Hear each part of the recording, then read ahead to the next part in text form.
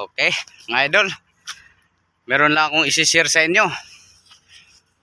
Sa mga gustong mag-vlog dyan, o sa mga baguhan na nagba-vlog katulad ko, bago lang tayo nag-vlog dahil ngayon lang tayo hindi mahihain sa camera. O yan, dapat kasi hindi tayo mahihain sa camera na magsasalita dahil pag mayroong maraming tao na nakita tayong nagsasalita, tinitingnan tayo, di tayo dapat mahiya. Ganon ang mundo nito ni vlogging sa pagiging isang content creator. Tsaka isa pa, dapat buo ang loob mo.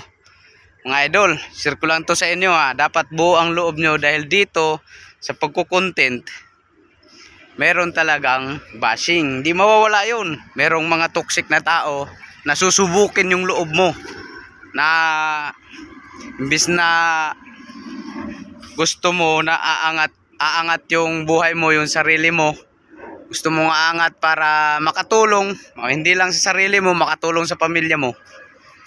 Merong mga tao nga atakin ka pababa, sasaktan kanila sa pamamagitan ng pagbabash or magko-comment sila.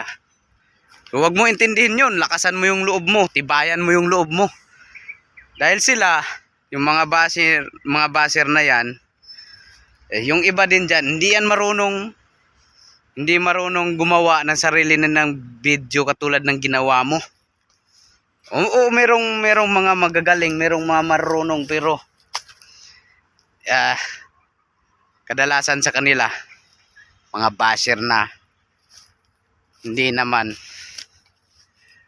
makaano sa'yo, makatulong, kundi nangahatak lang pababa. Huwag mong intindihin, tibayan mo yung loob mo.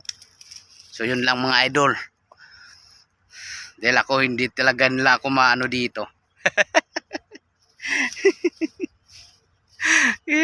Patuloy lang ako mga idol. Tuloy-tuloy lang, consistent araw-araw. 1, 2.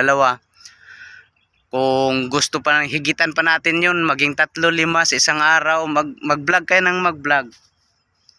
Yan. God bless mga idol God bless. Bye-bye.